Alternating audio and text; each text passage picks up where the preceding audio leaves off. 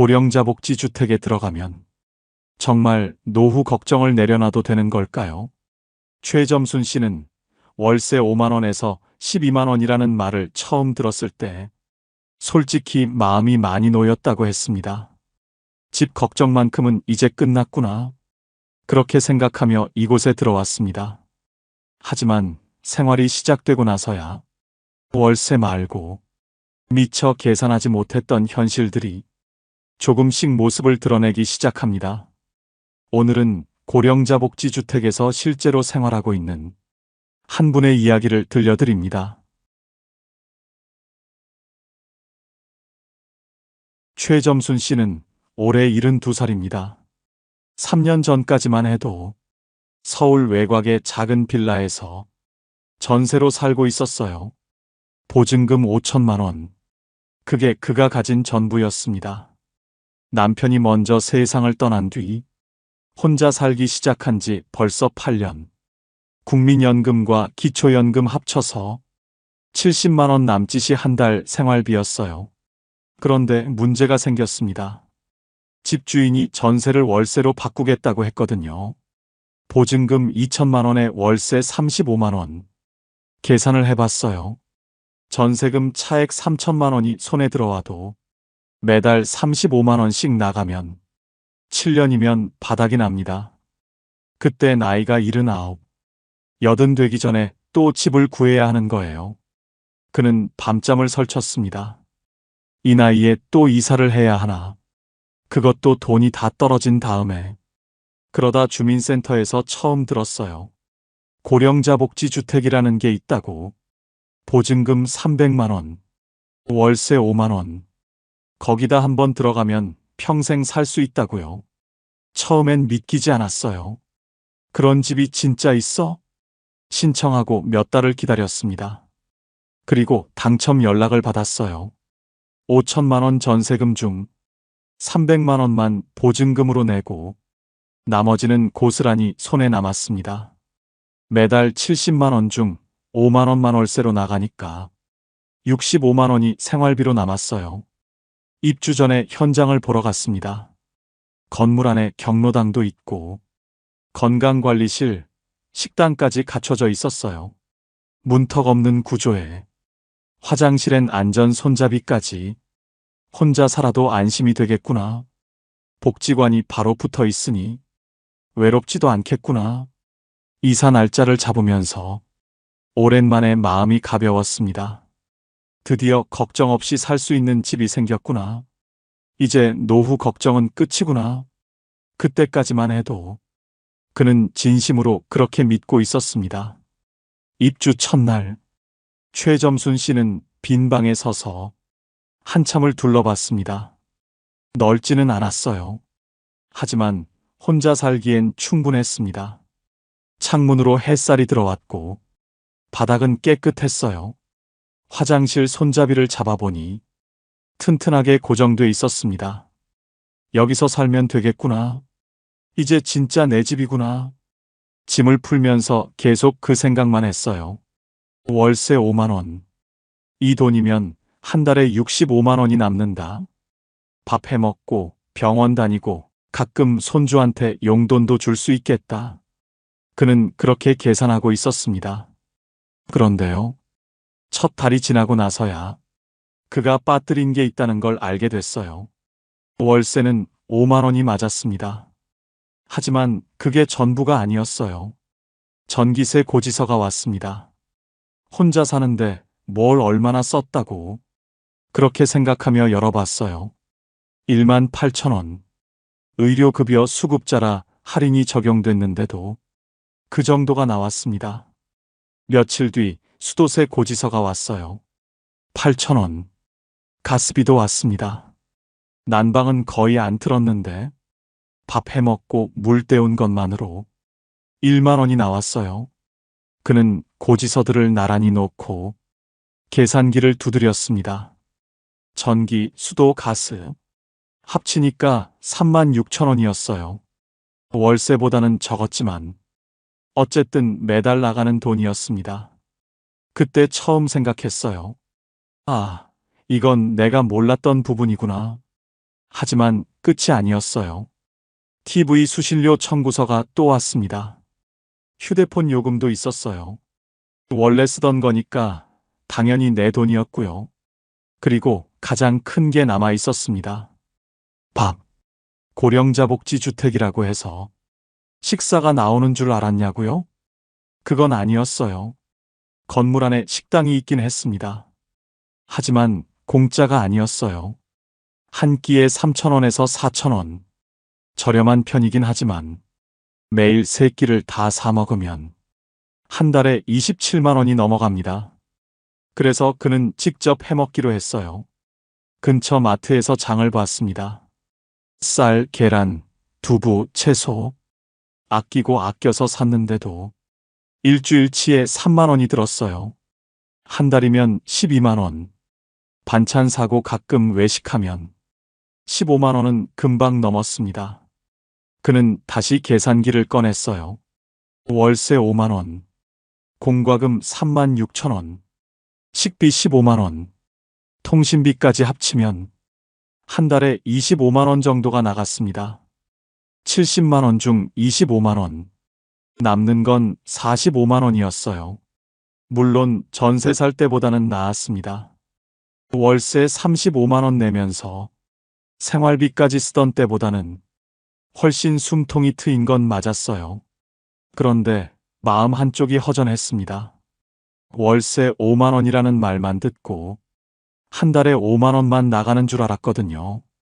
생활비가 따로라는 건 당연한 건데 왜 그걸 생각 못했을까? 그는 스스로에게 물었습니다. 사실 이건 이 집만의 문제는 아니에요. 어디서 살든 밥은 먹어야 하고 전기는 써야 하잖아요. 다만 그가 기대했던 건 이 집에 들어오면 다 해결된다는 거였어요. 현실은 달랐습니다. 집값은 해결됐지만 생활은 여전히 스스로 꾸려가야 했어요. 그는 그때부터 가계부를 쓰기 시작했습니다. 어디서 얼마가 나가는지 눈으로 직접 확인하고 싶었거든요. 한 달, 두 달이 지나면서 그는 서서히 이 집의 구조를 이해하게 됩니다. 월세가 싼 건 맞다. 하지만 그게 생활 전체가 싸다는 뜻은 아니다. 이 집은 주거비만 낮춰주는 곳이지 생활비까지 책임져주는 곳은 아니었어요. 그걸 받아들이는데 시간이 조금 필요했습니다. 입주한 지 석 달쯤 됐을 때였습니다. 그날따라 몸이 좀 이상했어요. 아침부터 머리가 무겁고 온몸이 으슬으슬했거든요. 감기인가 싶어서 약을 먹고 누웠습니다. 저녁이 되니까 열이 올랐어요. 이마를 짚어보니 뜨거웠습니다. 혼자 사는 집에서 열이 나면 참 막막하거든요. 누가 물 한 잔 떠다 주는 것도 아니고 이마에 수건 올려주는 사람도 없어요. 그는 침대에 누운 채 천장만 바라봤습니다. 고령자 복지주택이니까 누군가 와서 도와주지 않을까.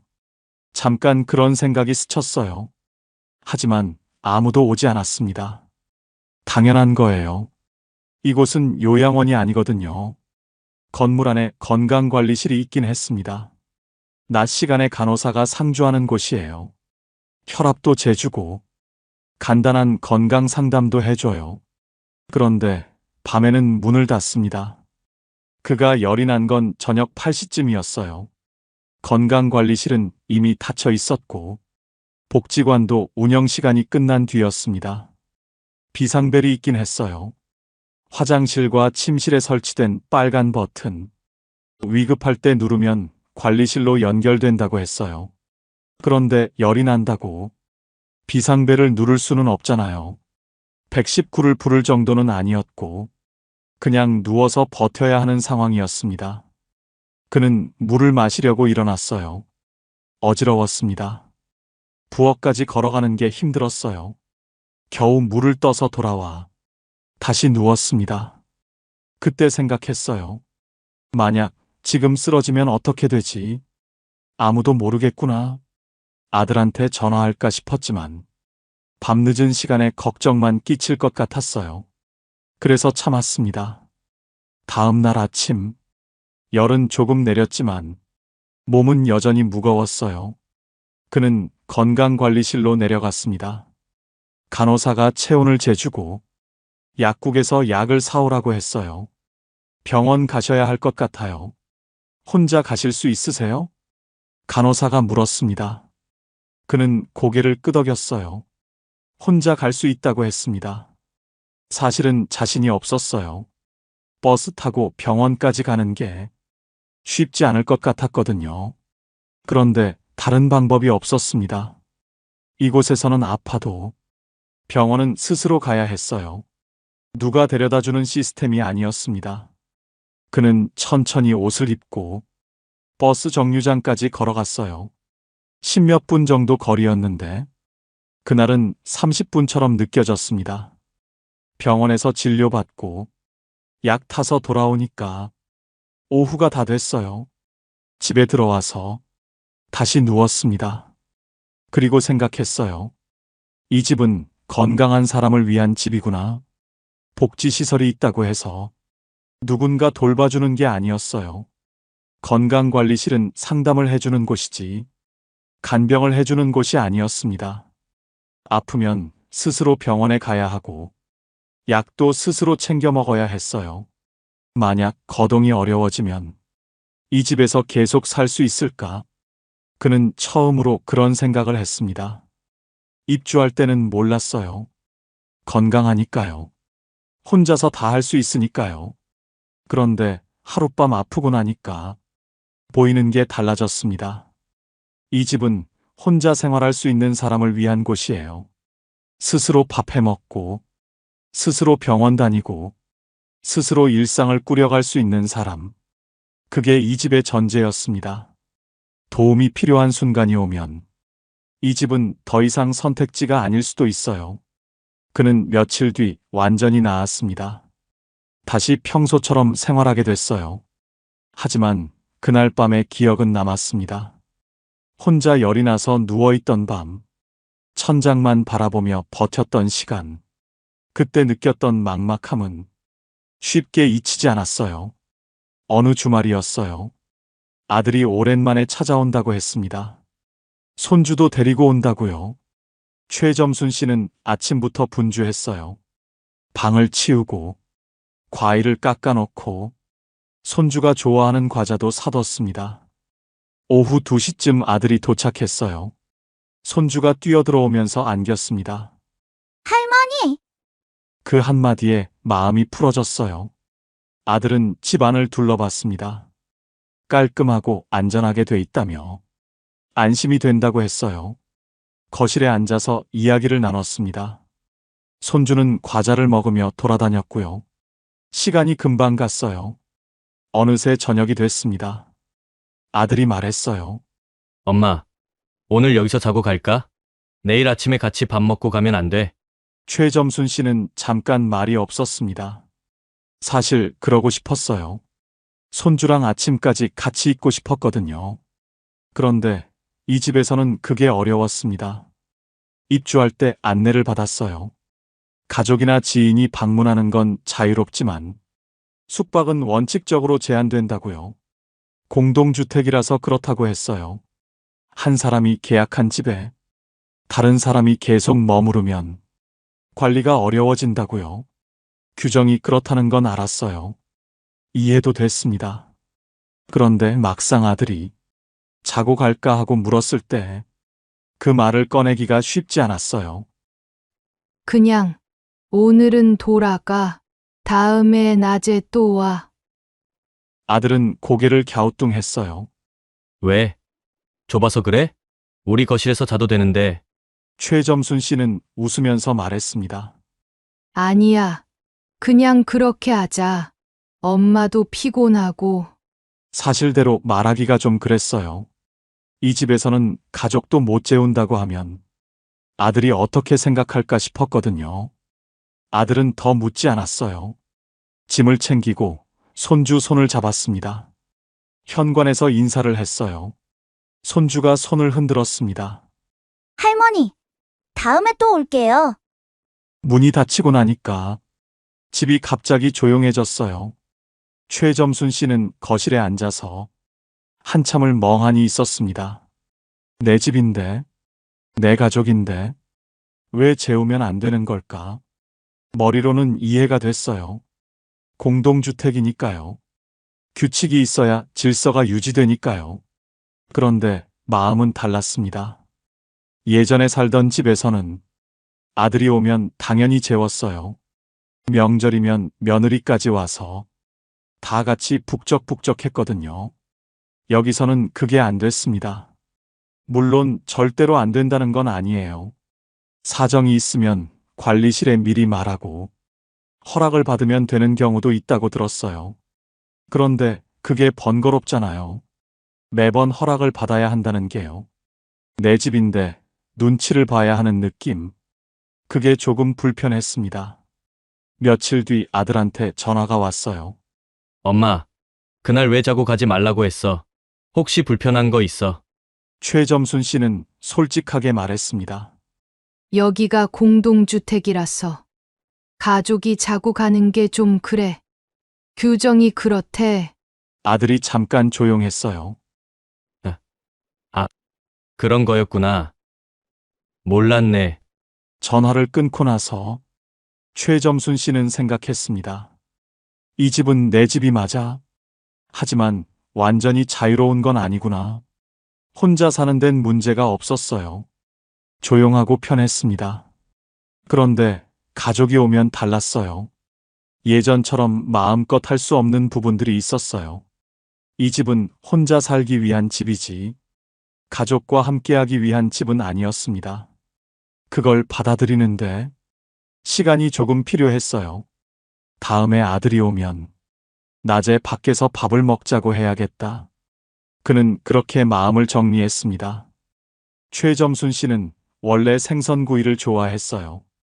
예전 집에서는 일주일에 두세 번은 고등어나 삼치를 구워 먹었거든요. 밥 한 공기에 잘 구운 생선 한 토막. 그게 그에게는 최고의 한 끼였습니다. 이 집에 이사 오고 나서도 처음엔 그렇게 했어요. 어느 날 저녁, 고등어를 사다가 프라이팬에 올렸습니다. 기름이 튀고 고소한 냄새가 퍼졌어요. 맛있게 먹고 설거지를 했습니다. 창문을 열어 환기도 시켰어요. 그런데 다음 날 아침, 복도에서 이웃을 마주쳤습니다. 어제 생선 구우셨어요? 그 말투가 좀 묘했어요. 불편하다는 게 느껴졌거든요. 최점순 씨는 당황했습니다. 네. 고등어 좀 구웠는데요. 이웃이 웃으면서 말했어요. 냄새가 좀 났어요. 복도까지 퍼지더라고요. 다음엔 환기 좀 더 해주세요. 얼굴이 화끈거렸습니다. 내 집에서 내가 밥을 해 먹는데 그게 뭐가 문제가 되나? 속으로는 그런 생각이 들었어요. 그런데 말대꾸를 할 수는 없었습니다. 아, 네. 죄송해요. 다음엔 조심할게요. 집에 들어와서 한참을 앉아 있었어요. 예전 집에서는 그런 소리 들은 적이 없었거든요. 빌라였지만 환기만 잘하면 됐었어요. 여기는 달랐습니다. 복도가 실내로 연결돼 있었고 환기 시스템도 달랐어요. 냄새가 쉽게 퍼지는 구조였습니다. 그 뒤로 생선을 안 굽게 됐어요. 먹고 싶을 때는 마트에서 구운 걸 사다 먹었습니다. 집에서 직접 굽는 건 포기했어요. 김치찌개도 조심하게 됐습니다.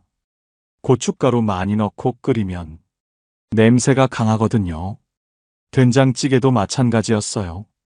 언제부턴가 요리할 때 냄새부터 생각하게 됐습니다. 이건 냄새 안 나나? 이웃한테 피해 안 주나? 밥 한 끼 해먹는 게 이렇게 신경 쓰이는 일이 될 줄은 몰랐어요. 냄새만 그런 게 아니었습니다. 어느 날 저녁, TV를 보다가 깜빡 잠이 들었어요. 자정쯤 눈을 떴는데 TV가 그대로 켜져 있었습니다. 소리가 꽤 컸어요. 부랴부랴 리모컨을 찾아서 껐습니다. 다음 날 또 이웃을 마주쳤어요. 어젯밤에 TV 소리 좀 났어요. 밤에는 조금만 줄여주시면 안 될까요? 또 그 말이었습니다. 최점순 씨는 사과했어요.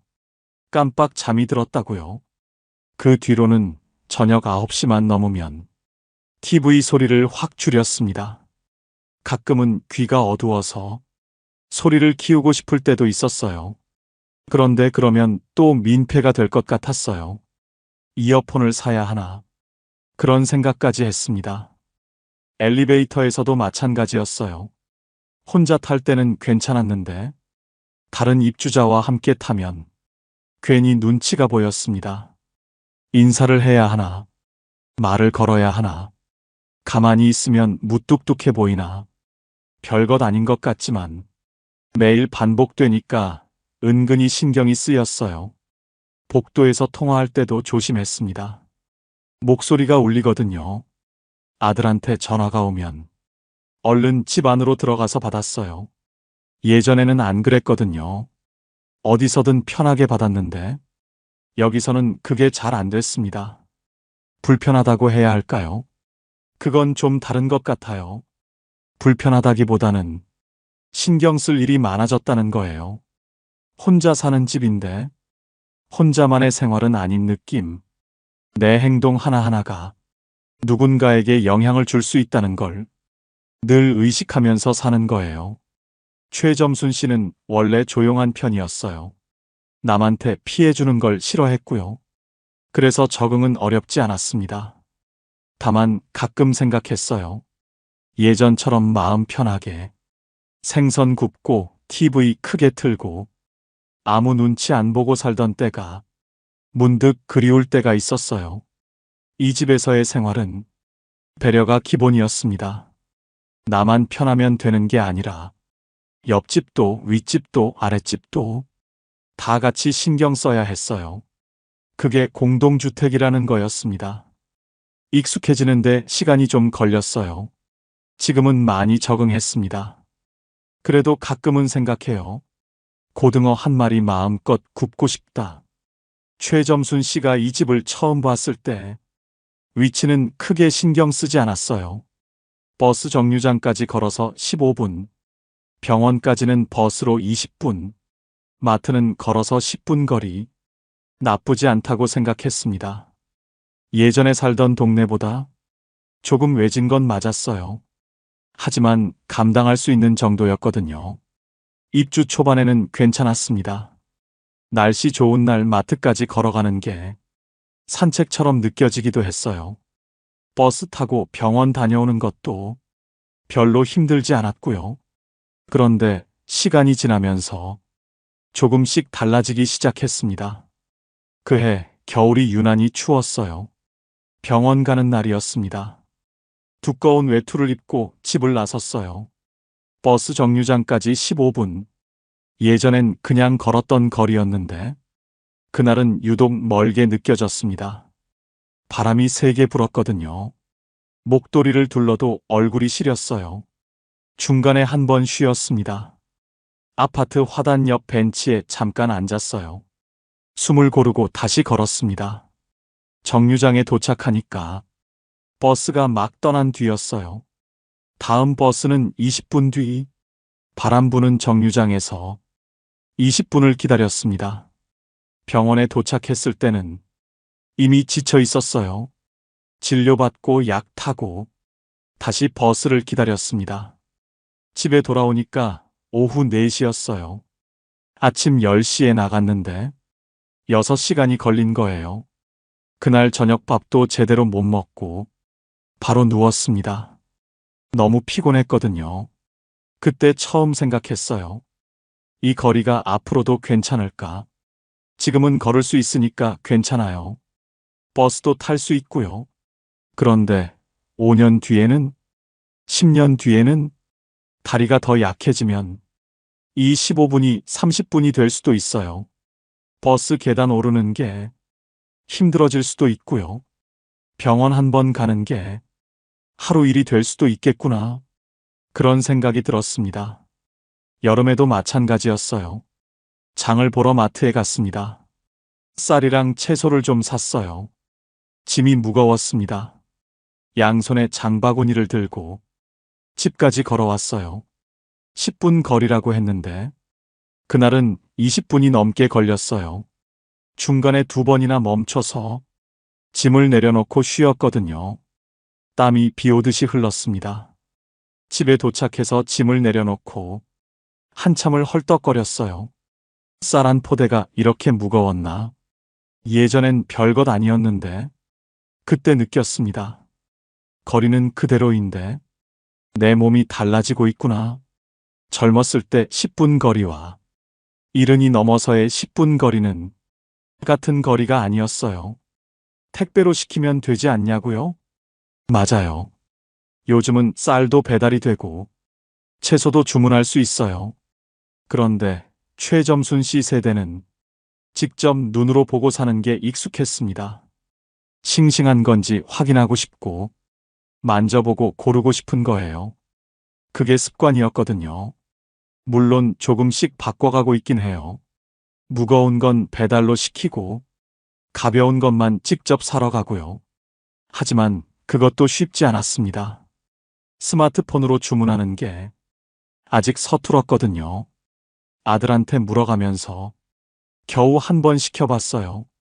편하긴 했는데 뭔가 허전했습니다.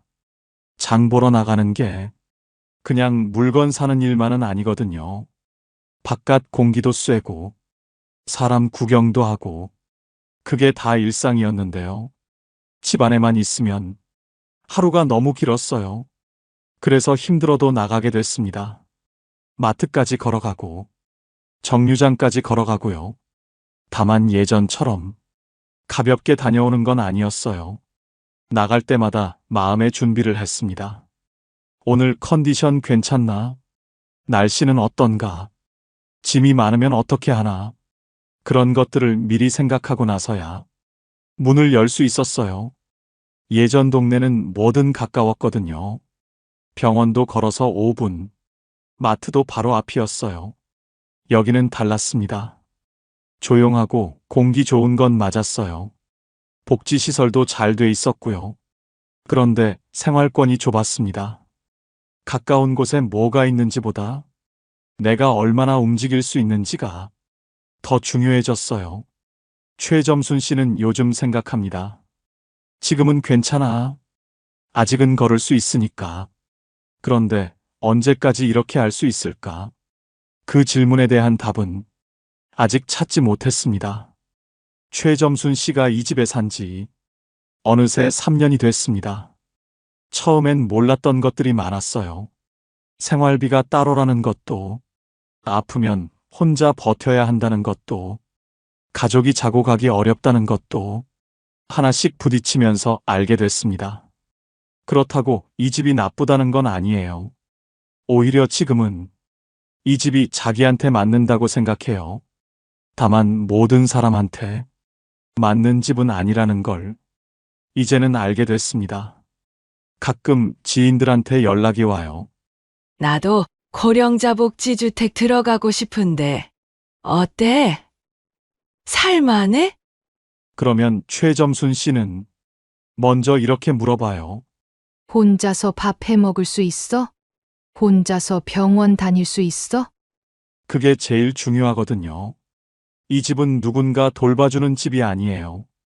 요양시설도 아니고 실버타운도 아니에요. 복지시설이 있긴 하지만 그건 부가적인 거예요. 기본은 혼자 사는 거예요.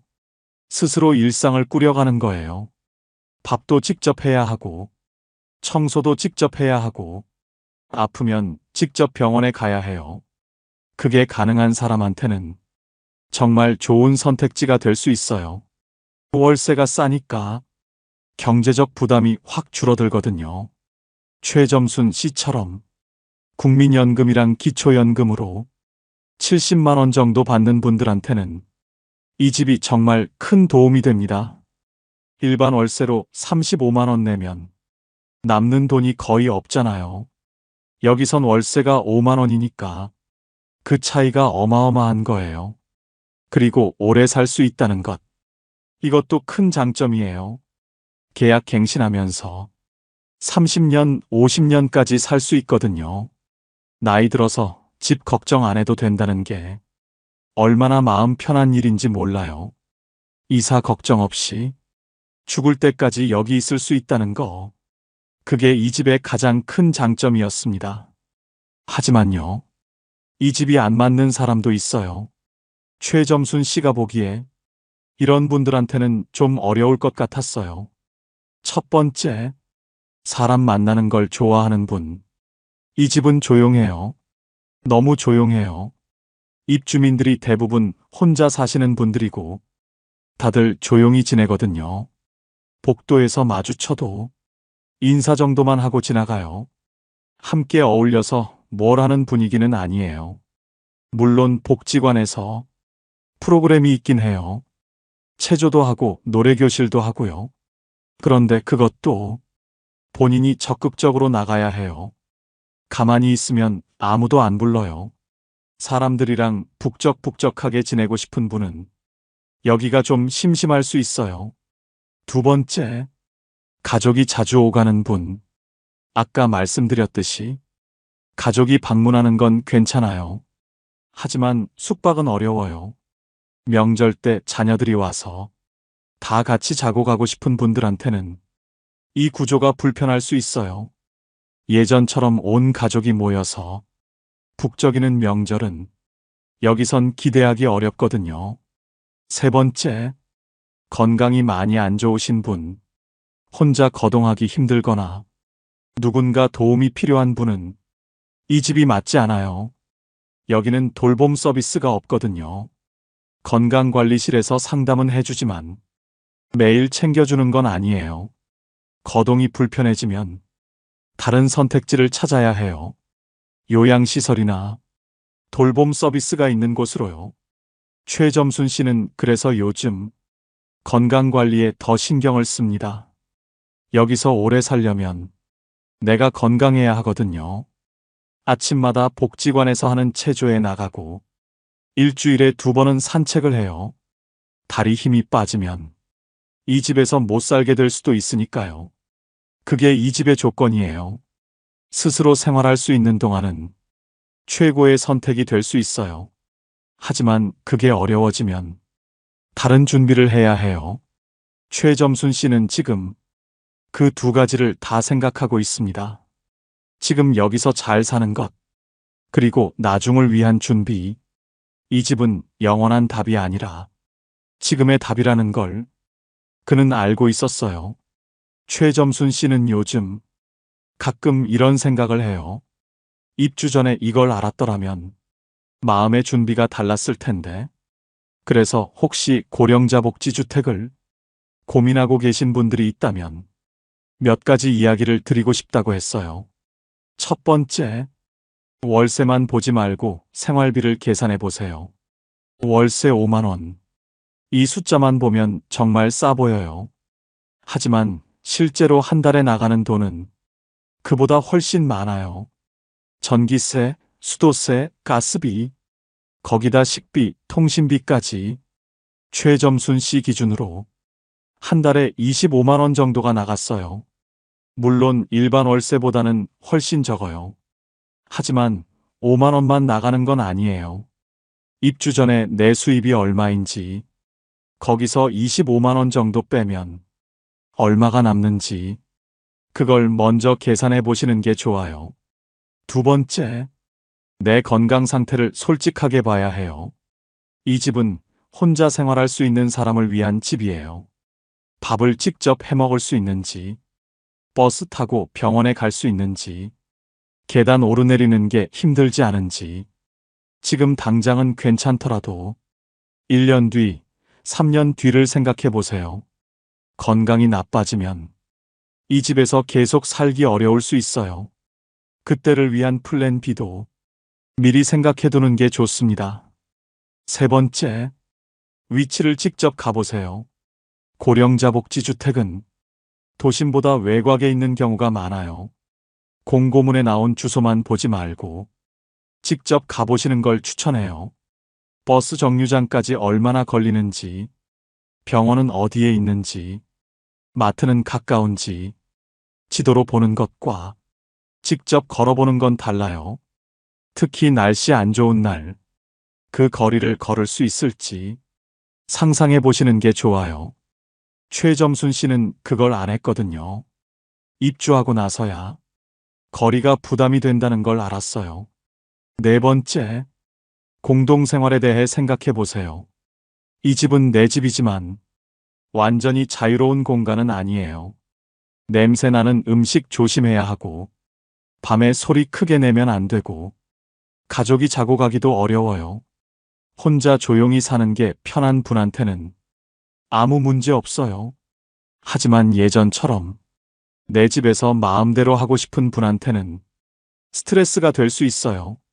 나는 어떤 생활을 원하는지, 이 집의 규칙을 받아들일 수 있는지, 그것도 미리 생각해 보시면 좋겠어요. 다섯 번째, 기대를 조금 낮추세요. 고령자 복지주택이라는 이름이 주는 느낌이 있어요. 복지주택, 고령자를 위한, 그래서 뭔가 다 해결될 것 같은 기대가 생겨요. 하지만 이 집은 주거비를 낮춰주는 집이지 생활 전체를 책임져주는 집은 아니에요. 들어오면 끝이 아니라 들어와서도 스스로 꾸려가야 해요. 그 마음의 준비가 있어야 입주하고 나서 실망하지 않아요. 최점순 씨는 처음에 그걸 몰랐어요. 월세 5만 원이라는 말에 모든 걱정이 끝날 줄 알았거든요. 막상 살아보니까 끝난 게 아니라 시작이었어요. 새로운 환경에 적응하고, 새로운 규칙을 배우고, 새로운 불편함과 타협하고, 그게 이 집에서의 생활이었습니다. 그래도 최점순 씨는 말해요. 후회하지 않는다고. 월세 35만 원 내면서 불안하게 살던 때보다 지금이 훨씬 낫다고. 다만 알고 들어오는 것과 모르고 들어오는 건 다르다고. 그래서 이 이야기를 하고 싶었다고요. 오늘 이야기를 정리해 볼게요.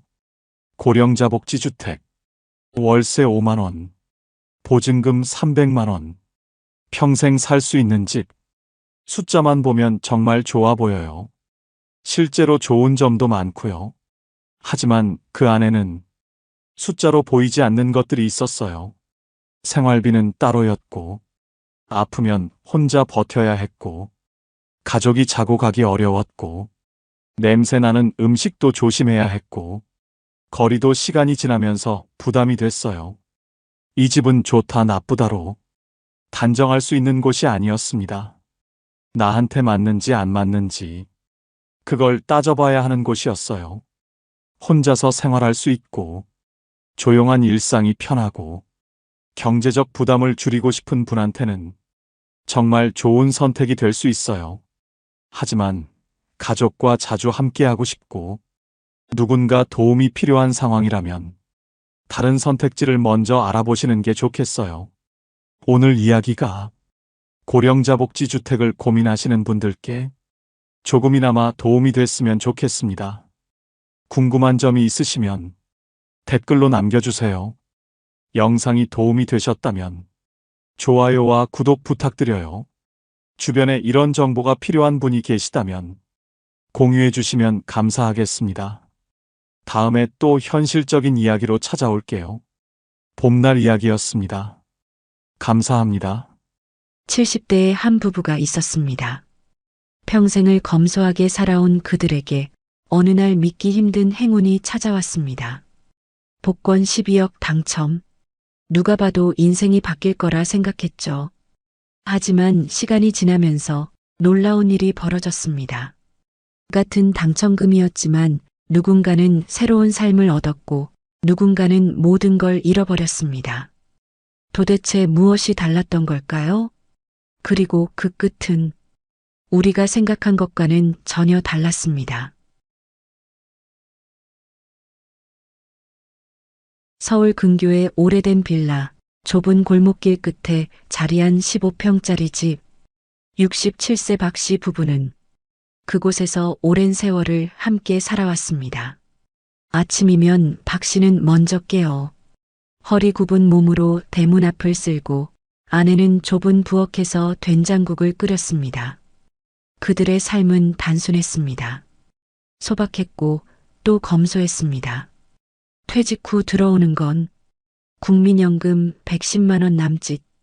그 돈으로는 월세, 공과금, 약값을 내고 나면 손에 남는 게 거의 없었습니다. 마트에 가면 고등어 한 손을 집어들었다가 가격표를 다시 보고 내려놓기를 반복했고, 한 달에 한두 번 있는 외식은 늘 분식집의 김치찌개나 칼국수가 전부였습니다. 하지만 그런 박 씨에게도 작은 낙이 하나 있었습니다.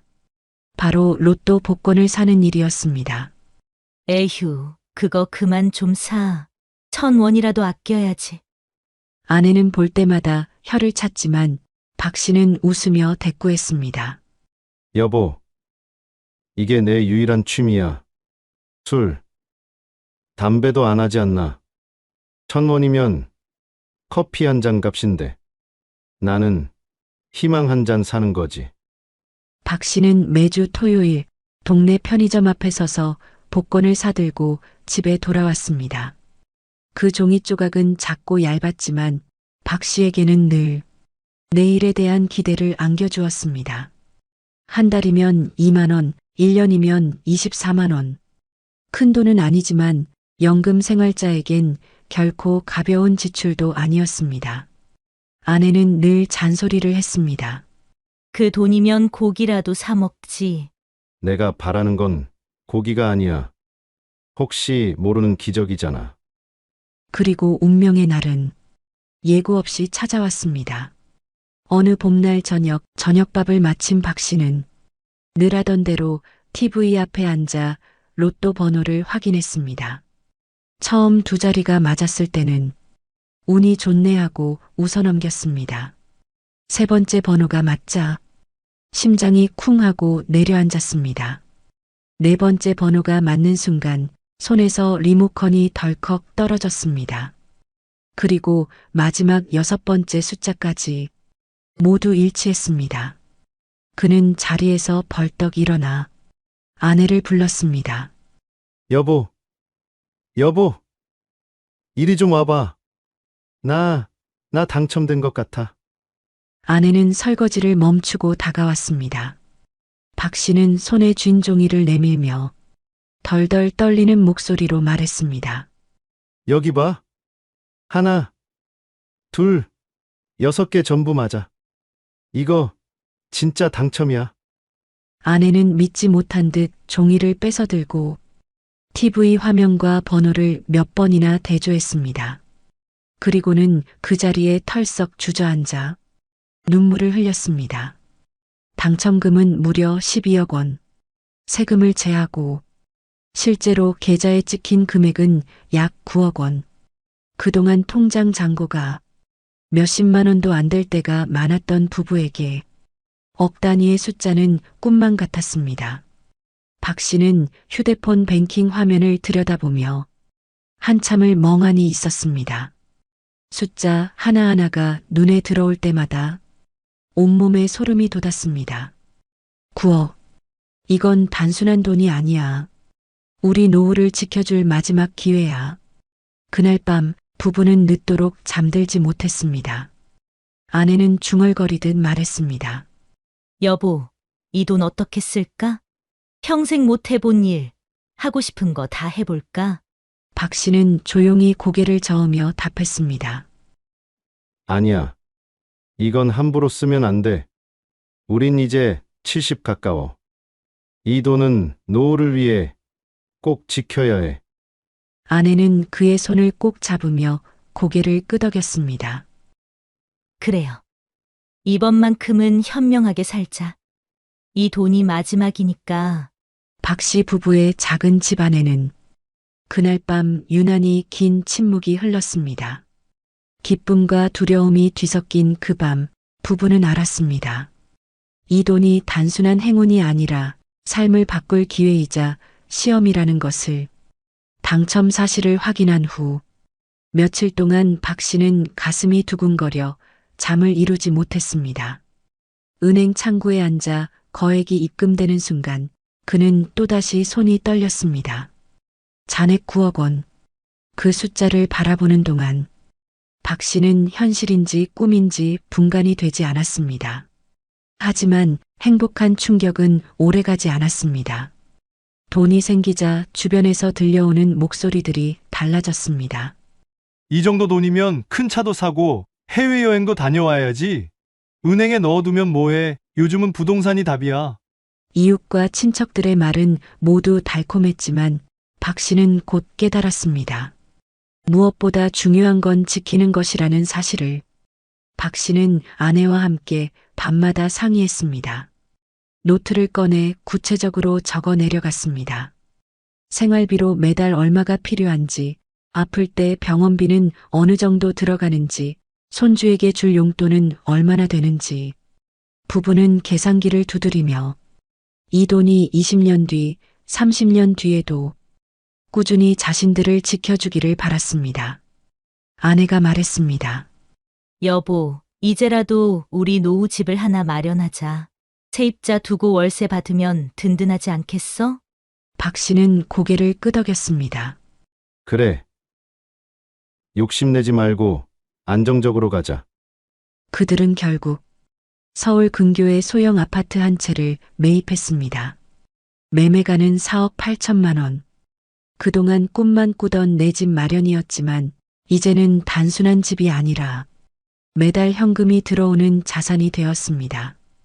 곧 세입자가 들어왔고 박 씨의 통장에는 매달 100만 원이 꼬박꼬박 찍혔습니다. 남은 돈 4억 2천만 원은 은행 정기예금에 넣었습니다.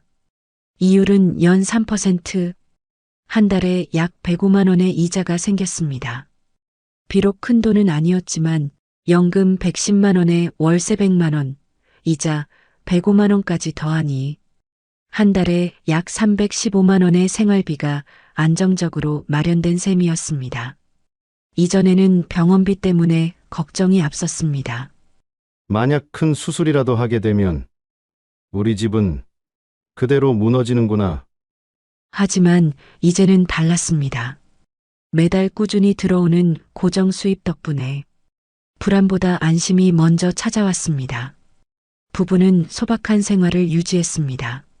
새 차를 사지도 않았고 값비싼 가구나 명품을 들이지도 않았습니다.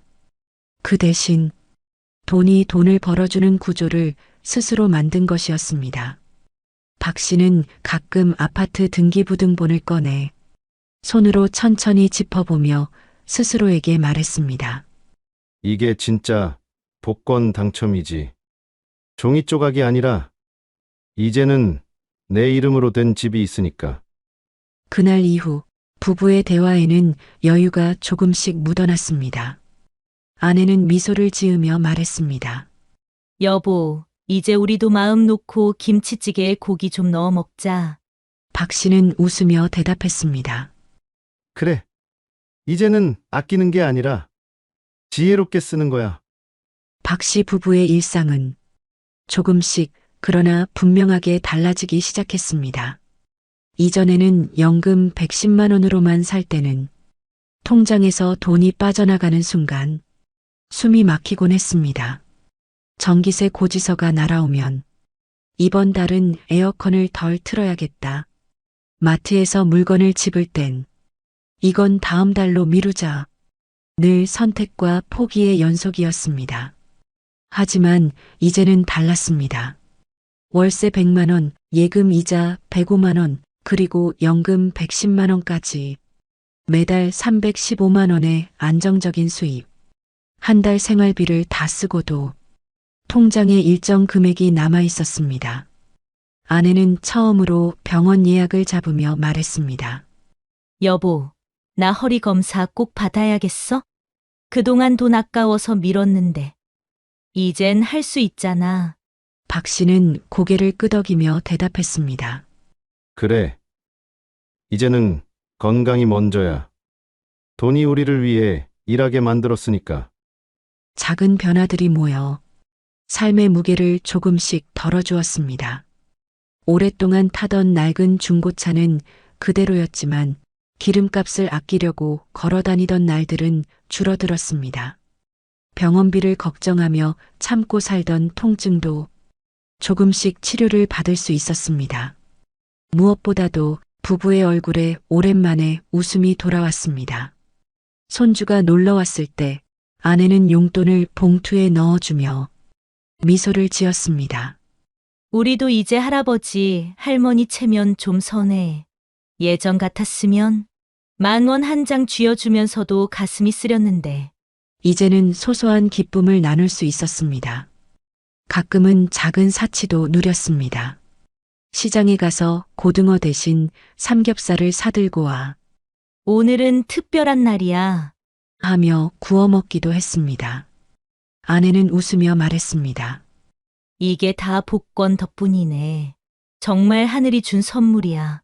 하지만 박 씨는 고개를 저었습니다. 아니야. 복권은 기회였을 뿐이야. 진짜 선물은 우리가 이 돈을 흩뿌리지 않고 지켜낸 거지. 박 씨는 여전히 소박한 삶을 고수했습니다. 새 차도 고급 가전도 사지 않았습니다. 그 대신 매달 남는 돈을 적금과 CMA 통장에 조금씩 나눠 넣었습니다. 혹시라도 세입자가 빠지는 날이 오면, 혹시라도 병원비가 크게 드는 날이 오면, 그는 미래를 준비하는 습관을 결코 버리지 않았습니다. 무엇보다 마음이 달라졌습니다. 과거에는 잠들기 전 늘 걱정으로 뒤척였습니다. 내일은 또 무슨 돈이 나갈까? 혹시 아내가 아프면 어떻게 하지? 하지만 이제는 잠자리에 누우면 안도감이 그 자리를 대신했습니다. 작은 집, 검소한 생활이었지만 부부는 느낄 수 있었습니다. 우린 이제 돈에 쫓기지 않는다. 그 변화는 단순히 생활의 여유가 아니라 삶의 태도 자체를 바꾸어 놓았습니다. 박 씨는 더 이상 돈을 두려움의 대상으로 보지 않았습니다. 이제 돈은 자신을 지켜주는 동반자였습니다. 아내와 함께 식탁에 앉아 밥을 먹을 때면 이전과 똑같은 된장찌개였지만 그 맛은 전혀 달랐습니다. 그 안에는 안심이 담겨 있었고 미래에 대한 희망이 담겨 있었습니다. 박 씨는 종종 창가에 앉아 잔잔히 흘러드는 햇살을 바라보며 생각하곤 했습니다. 만약 우리가 이 돈을 함부로 썼다면 지금쯤은 어떤 모습이었을까? 세상에는 큰 돈을 손에 쥔 순간부터 삶이 무너지는 사람들이 적지 않습니다. 잠시의 행복과 들뜸에 빠져 차를 바꾸고 여행을 떠나고 친구와 친척들에게 돈을 뿌리듯 쓰다 보면 순식간에 통장이 바닥을 드러내기 마련입니다. 실제로 해외 조사 결과에 따르면 복권 1등 당첨자의 절반 이상이 5년 안에 당첨금을 모두 잃는다고 합니다. 처음엔 달콤한 선물이었던 돈이 결국은 독이 되어 돌아온 경우가 부지기수라는 뜻입니다. 박 씨는 자신이 그들과 다른 길을 걸을 수 있었던 이유를 곱씹어 보았습니다. 첫째, 욕심을 내지 않은 것. 주변 사람들은 말했습니다. 이제 차부터 바꿔야지. 해외여행도 다녀오고 집도 크게 옮겨야지. 하지만 박 씨 부부는 고개를 저었습니다. 당장은 유혹이 컸지만 그 유혹을 따라가면 오래 버틸 수 없다는 걸 본능적으로 알고 있었던 것입니다. 둘째, 안정적인 자산을 선택한 것. 많은 사람들이 더 큰 수익을 노리며 주식, 펀드, 비트코인 같은 위험한 길에 뛰어듭니다. 하지만 박 씨 부부는 소형 아파트 한 채와 은행 예금이라는 가장 단순하고 안전한 방법을 택했습니다. 부동산에서 매달 100만 원의 월세가 나오고 예금에서는 매달 100만 원 남짓의 이자가 들어왔습니다. 이 두 가지 고정 수입만으로도 기초 생활은 충분히 유지할 수 있었습니다. 셋째, 소박한 생활을 지킨 것. 예전처럼 마트에서는 여전히 장바구니를 천천히 채웠고 외식도 여전히 소박한 메뉴가 대부분이었습니다. 겉으로는 크게 달라진 게 없었지만 그 마음속에는 더 큰 안정을 얻었습니다. 이제는 불안해하지 않아도 된다는 믿음이 가장 값진 변화였습니다. 어느 날 아내가 조용히 말했습니다. 여보, 돈이 많다고 해서 행복해지는 건 아니었네. 행복은 우리가 이 돈을 어떻게 쓰느냐에 달렸던 거야. 박 씨는 미소 지으며 대답했습니다. 맞아. 복권이 준 건 단순한 행운이 아니야. 그 행운을 지켜낼 기회를 준 거였어. 실제로 조사에 따르면 60대 이상 가구의 월 평균 생활비는 약 250만 원이라고 합니다. 박 씨 부부가 만들어낸 월 수입은 약 315만 원.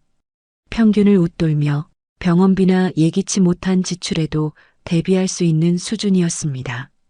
특히 연금, 월세, 이자라는 세 갈래의 고정 수입 덕분에 한쪽이 흔들려도 생활 전체가 무너지지 않는 구조가 되었지요. 부부가 느낀 안도감은 단순히 금액 때문이 아니었습니다. 앞으로 버틸 수 있다는 확신, 그리고 무너질 리스크가 줄어들었다는 안정감이 그들의 어깨를 가볍게 만들었습니다. 교훈은 명확했습니다. 큰 돈을 한 번에 쓰지 말 것, 지출보다 꾸준히 들어오는 수입 구조를 만들 것, 삶의 태도를 유지하며 돈을 수단으로 삼을 것. 박 씨는 가끔 손주에게도 말했습니다. 행운은 누구에게나 올 수 있다. 하지만 그걸 지킬 줄 아는 사람만 진짜 행복을 얻는단다. 손주는 아직 그 말의 의미를 온전히 이해하지 못했지만 그 목소리 속 진중함은 듣는 이의 마음에 잔잔한 울림을 남겼습니다. 어느 다른 도시, 비슷한 또래의 70대 부부가 있었습니다. 이들 역시 평생을 검소하게 살아왔습니다. 노후 준비는 충분치 않았지만 소박한 밥상과 이웃과의 담소 속에서 그럭저럭 하루하루를 버티며 살고 있었습니다. 그러던 어느 날 이 부부에게도 믿기 어려운 소식이 찾아왔습니다. 복권 번호 6개가 모두 맞아떨어진 것입니다. 여보, 이거 봐. 우리가 됐어. 1등이야, 1등. 순간 부부는 얼싸안고 울었습니다. 당첨금은 무려 12억 원. 세금을 제하고 남은 돈만 약 9억 원. 주변은 축복으로 가득했습니다. 이웃은 말했습니다. 아이고, 이제 팔자 고쳤네. 이제 걱정 끝났지 뭐.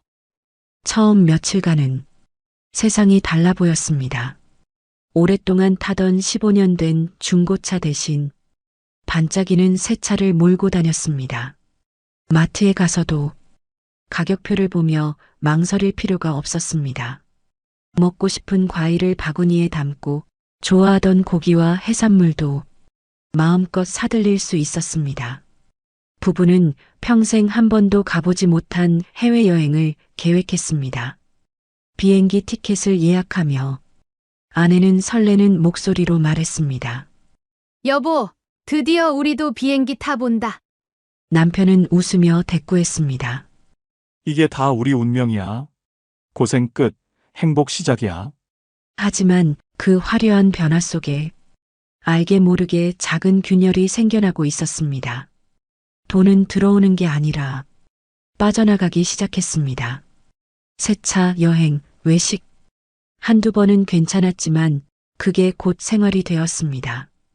통장에서 수백만 원이 빠져나가도 이제는 두려움이 아닌 익숙함으로 다가왔습니다. 돈이 이렇게 빨리 줄어들 줄 몰랐어. 아내는 불안한 눈빛으로 말했지만 남편은 태연하게 웃었습니다. 괜찮아. 아직 많이 남았잖아. 주변 사람들의 태도도 변했습니다. 평소 연락이 뜸하던 친척들이 찾아와 축하한다는 인사를 건네더니 슬그머니 돈 이야기를 꺼냈습니다. 이웃들은 부러움 섞인 시선을 보냈고 자녀들 역시 속마음을 감추지 않았습니다. 아버지, 저 이번에 사업 자금이 좀 필요해요. 엄마, 생활비가 부족한데 도와주실 수 있죠? 부부는 처음엔 기꺼이 도왔습니다. 이제는 여유가 있으니 나눠줘도 되지. 하지만 그 요구는 점점 커져만 갔습니다. 행운이 시작이었지만 그 속에 불행의 씨앗이 숨어 있었습니다. 부부는 알지 못했습니다. 진짜 시험은 돈을 얻은 순간부터 시작된다는 것을. 이전에는 저녁에 반찬거리를 살 때도 이거는 다음 달에 사자하고 미루기 일쑤였는데 이제는 장바구니에 먹고 싶은 걸 담으면서도 가격표를 제대로 확인하지 않았습니다. 외식의 빈도부터 달라졌습니다. 과거엔 한 달에 한 번 분식집 칼국수가 전부였지만 이제는 일주일에 서너 번씩 식당을 찾았습니다. 평소엔 엄두도 못 내던 한정식집, 예약이 필요한 한우 전문점에도 가봤습니다. 아내가 웃으며 말했습니다. 여보, 이제는 김치찌개만 먹던 시절은 끝났네. 남편은 젓가락을 내려놓으며 대답했습니다. 그래, 우리도 한 번쯤은 잘 먹고 살아야지. 마트에서의 소비 습관도 크게 달라졌습니다.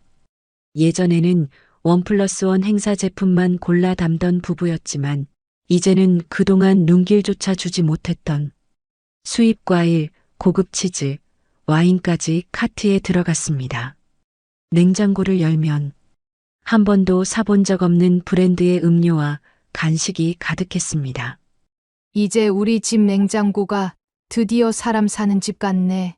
아내는 농담처럼 말했지만 그 속에는 오랜 결핍이 풀려가는 안도감이 담겨 있었습니다. 여행 역시 빠질 수 없었습니다. 그동안 TV에서만 보던 해외 관광지, 비행기를 타고 구름 위를 나는 순간 부부는 마치 세상 가장 자유로운 사람이 된 듯 했습니다. 호텔 로비에 들어서는 순간의 설렘, 레스토랑에서 처음 맛보는 낯선 음식들, 손주에게 보내줄 기념품을 고르는 기쁨. 하지만 여행에서 돌아온 뒤 통장을 확인했을 때 수백만 원이 훌쩍 빠져나간 걸 본 아내는 한동안 멍하니 화면을 바라보다가 조용히 혼잣말을 했습니다. 한 번뿐인 인생인데 괜찮겠지? 손주와 자녀들에게도 씀씀이가 커졌습니다. 예전에는 손주 생일 선물로 장난감 하나 사주는 게 고작이었지만 이제는 백화점 문화센터에서 파는 고가의 교구를 사주고 아이들과 함께 놀이공원 입장권도 끊어주었습니다. 자녀가 힘든 기색을 보이면 얼마 필요하니? 하며 먼저 말을 꺼내기도 했습니다. 그러다 보니 자녀들도 점점 당연하게 여겼습니다. 생활비 자체가 커졌습니다. 전기세와 관리비는 2배 가까이 늘었고 카드값은 한 달에 50만 원에서 200만 원까지 불어났습니다. 처음엔 이 정도야 괜찮겠지라고 넘겼지만 잔액이 줄어드는 속도는 생각보다 빨랐습니다. 이웃들의 시선도 달라졌습니다. 예전엔 같은 처지라며 서로 위로하던 이웃들이 저 집은 복권 당첨돼서 요즘 호화롭게 사내하고 뒷말을 하기 시작했습니다. 그 말이 부부 귀에도 들어왔습니다. 겉으로는 웃어넘겼지만 속으로는 묘한 불편함이 남았습니다. 처음엔 단순히 기쁨이었던 변화가 어느새 무게가 되어 돌아오고 있었습니다. 돈이 늘어난 만큼 지출도 주변의 기대도 함께 커지고 있었습니다. 당첨 직후 통장에 찍힌 숫자는 무려 9억 원이었습니다. 평생 몇십만 원 단위로 살던 부부에게는 믿기지 않는 금액이었지요. 처음에는 그저 바라보는 것만으로도 가슴이 벅찼습니다. 남편은 매일 밤 휴대폰 뱅킹 화면을 열어보고 또 열어보며 이게 꿈은 아니겠지? 하고 중얼거렸습니다. 아내 역시 옆에서 화면을 확인하며 고개를 끄덕였고 그 순간만큼은 두 사람 모두가 젊어진 듯 설렘을 감추지 못했습니다. 그러나 시간이 흐르면서 그 거대한 금액도 세월이라는 파도 앞에서는 속절없이 삼켜지고 말았습니다. 첫 번째 이유는 늘어난 지출이었습니다. 처음엔 서로 다짐했습니다. 절대 함부로 쓰지 말자. 아껴 쓰자. 하지만 돈이 있다는 사실만으로 소비 습관은 달라졌습니다. 예전에는 마트에서 장을 볼 때 1,000원 차이에도 망설였고 고등어 한 손을 집어들었다가 다시 내려놓곤 했습니다. 그러나 이제는 달랐습니다. 가격표를 보던 습관이 사라지고 먹고 싶은 건 먼저 장바구니에 담았습니다. 한 달 생활비는 150만 원이면 충분했는데 어느새 300만 원, 400만 원까지 불어났습니다. 외식도 달라졌습니다. 과거에는 한 달에 한 번 분식집 칼국수가 전부였지만 이제는 주말마다 근교 맛집을 찾아다녔습니다.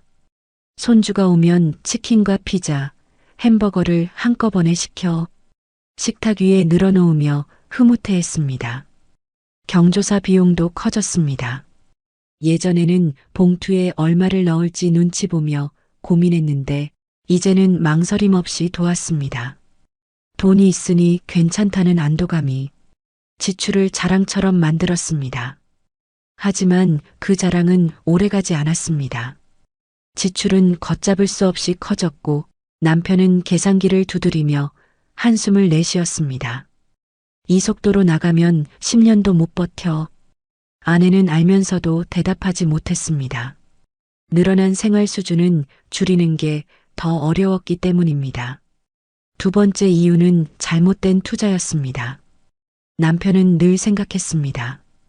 이 큰 돈을 그냥 두면 안 된다. 불려야 한다. 그래야 오래 간다. 하지만 금융을 제대로 배워본 적이 없던 그는 주위 사람들의 말에 쉽게 흔들렸습니다. 지금 은행 이자 가지고는 택도 없어. 요즘은 부동산 아니면 주식이 답이지. 처음엔 망설였지만 남들 다 한다는 말에 결국 수억 원을 맡겼습니다. 잠시 동안은 수익이 나는 듯 보였습니다. 역시 돈은 움직여야 한다니까. 하지만 불과 몇 달 만에 상황은 뒤집혔습니다. 부동산 가격은 떨어지고 투자처는 망했습니다. 통장에서 빠져나간 돈은 다시 돌아오지 않았습니다. 남편은 밤마다 뒤척이며 중얼거렸습니다. 이게 다 내 욕심 때문이야. 그냥 은행에 넣어뒀다면. 아내는 눈시울을 붉히며 말했습니다. 당첨이 아니라 저주였던 건 아닐까? 세 번째 이유는 가족의 그림자였습니다. 당첨 소식을 들은 자녀와 친척들은 처음에는 진심으로 축하해주는 듯 했습니다. 이제 편하게 사셔야죠. 정말 잘 됐네요. 하지만 시간이 갈수록 태도는 변했습니다.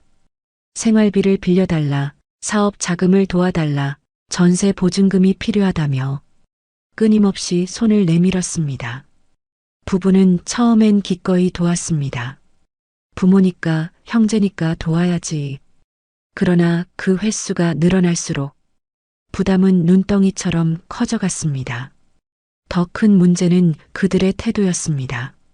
거절하면 서운해하고 심지어는 왜 나만 더 안 해주냐며 불만을 터뜨렸습니다. 처음에 고마움은 사라지고 남은 건 당연시되는 요구뿐이었습니다. 돈이 있을 때는 사람들이 몰려들었지만 통장 잔액이 줄자 연락은 뚝 끊겼습니다. 남은 건 텅 빈 지갑과 깊은 외로움뿐이었습니다. 결국 당첨금 9억은 몇 년 만에 대부분 사라지고 말았습니다. 집안에는 다시 카드 명세서와 대출 고지서가 쌓였습니다. 부부는 서로를 바라보며 깊은 한숨을 내쉬었습니다. 실제로 조사에 따르면 복권 1등 당첨자의 절반 이상이 5년 안에 당첨금을 모두 잃는다고 합니다. 짧은 시간 반짝였던 행운은 더 큰 후회와 고통을 남긴 채 사라져버리곤 합니다. 아내는 창가에 앉아 흐린 하늘을 바라보며 말했습니다. 예전엔 가난해도 마음은 편했어. 근데 지금은 돈이 사라진 게 아니라 사람이 떠난 게 더 허전해.